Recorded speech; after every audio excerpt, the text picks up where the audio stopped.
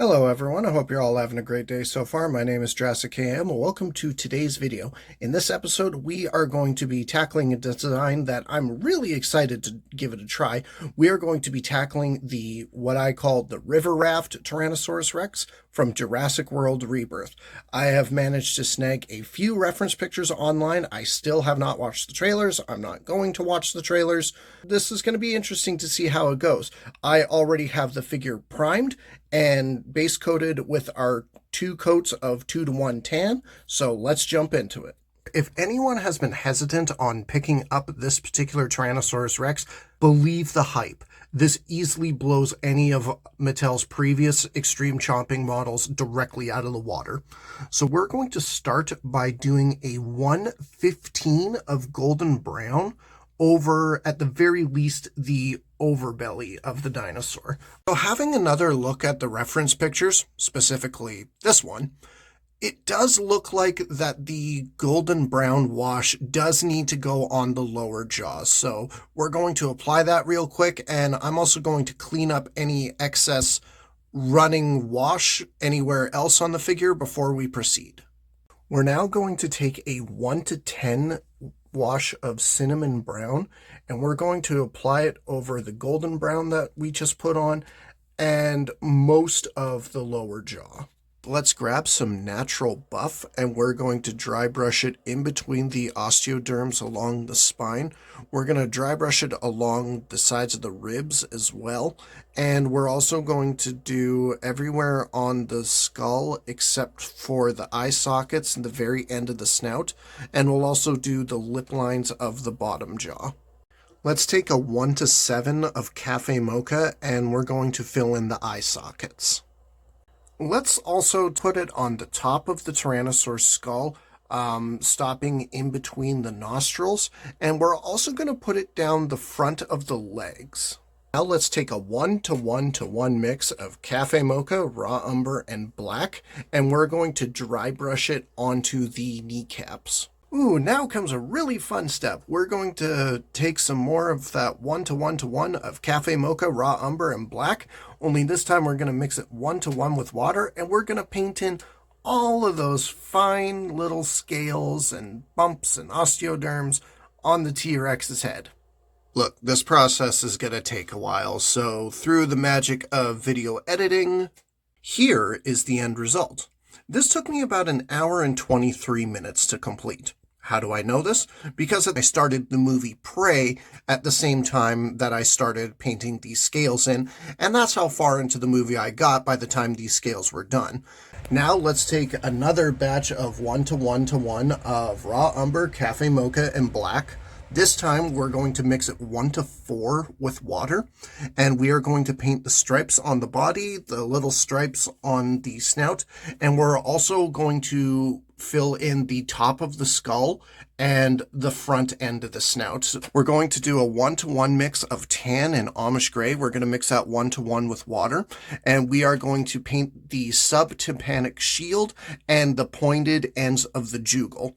In layman's terms, we're painting the giant scales on the bottom of the T-Rex's jaw, as well as the little protruding cheekbones. Let's take a 1-to-1 mix of tan, and we're going to try and bring out the underbelly color more into the body. This is particularly prevalent on the sides, just below the ribs, on the forelimbs. We'll take some creative liberty, do it on the legs as well, and it also makes this overlapping pattern on the tail with the dark stripes. And we're also going to use the same tan, and we're going to pick out a few more scales on the bottom jaw. Actually, while we're here, let's take this 1-to-1 tan, and we're going to apply it between the dark stripes along the spine, kind of like that yellow and gold that you see on the male T-Rexes.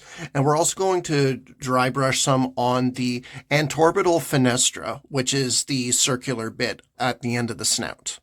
While we're waiting for the tan to dry, we're going to use some slate straight out of the cap for the claws, and then we're also going to dry brush some slate along the scoots on the forelimbs and the legs, and we're also going to go up to the elbow on the forelimbs. Up next, we're taking a 2-to-1 of blush pink and white, and we are going to paint the jaw muscles and the gums. Sorry, I forgot to mention, we're also going to use the 2-to-1 blush pink and white that we used on the jaw muscles, and we're going to very carefully paint in this little gash at the end of the T-Rex's face.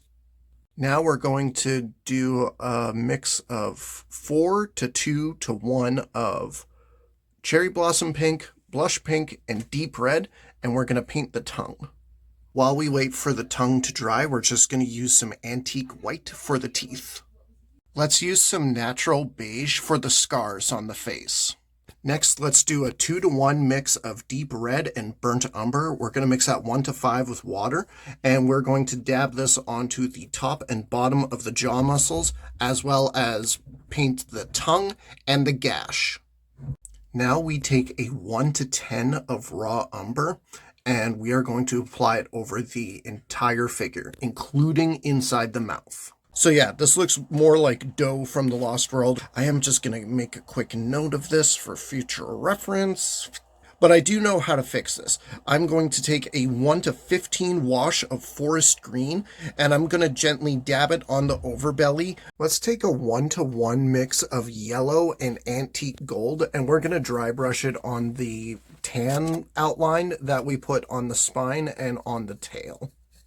The color for this Rex still isn't quite where I want it to be, and it's a little difficult because some of the reference pictures that I have the T-Rex is kind of brown and maybe even a little gray, and in some of the screenshots from the trailers, ones that are more kind of yellowish, brownish green, and I'm going to feel really stupid if once the movie comes out there's more than one T-Rex. I have mixed a 2-to-1 of raw umber and citrus green, and I'm going to mix that 1-to-6 with water, and we're going to put this over the entire overbelly, and I think that's going to put it where I want it.